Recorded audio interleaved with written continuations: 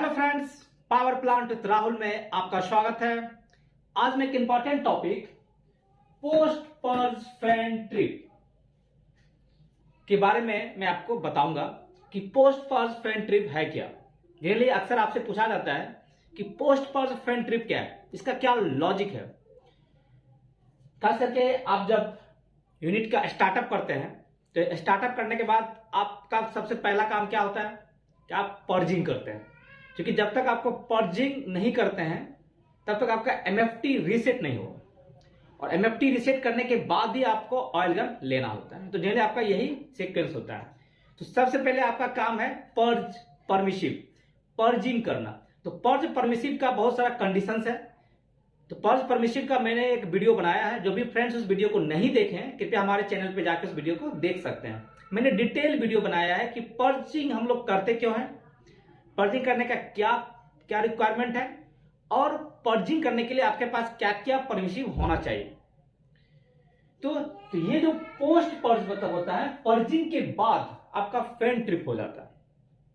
तो ये कंडीशन है, छोटा सा टॉपिक है, इसको हम लोग देखते हैं कि मान लीजिए कि इस कंडीशन के लिए सबसे पहले आपको पर्ज परमिशिव आपका कंडीशन फुलफिल हो जाना चाहिए।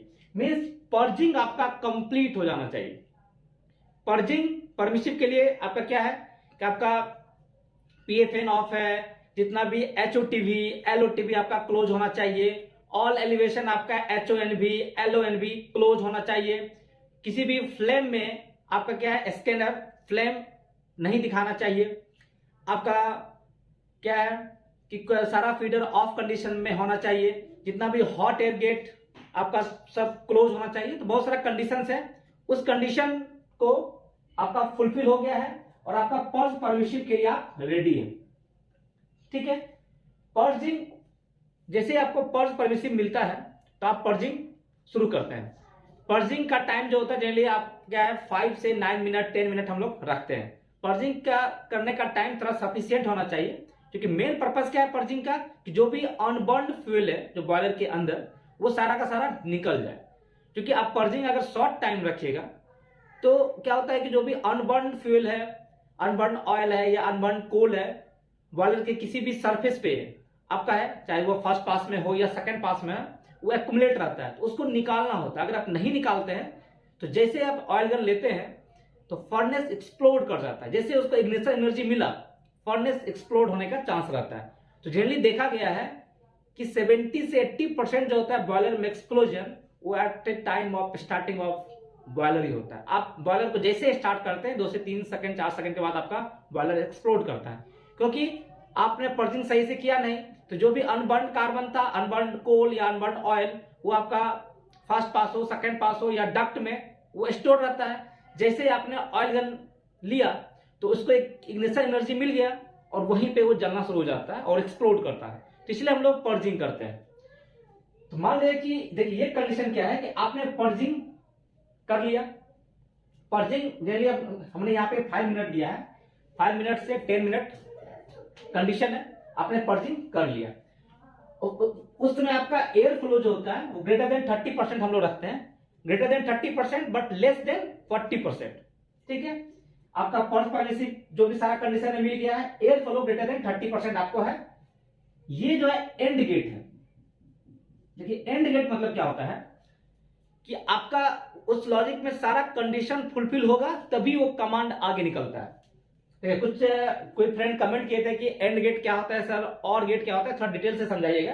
देखिए एंड गेट क्या है कि मान लीजिए कि इसमें आपका 2 लॉजिक है। 2 लॉजिक क्या है कि आपका पर्ज परमिशिव मिल जाना चाहिए और एयर फ्लो ग्रेटर देन 30% होना चाहिए। दोनों कंडीशन फुलफिल होगा तभी ये कमांड आगे की तरफ जाएगा। अगर यहीं पे और गेट रहता तो और गेट का मतलब क्या होता है कि कोई भी कंडीशन, कोई एक कंडीशन भी अगर फुलफिल हो गया तो कमांड आगे की तरफ निकल जाएगा। तो यही दोनों में अंतर है।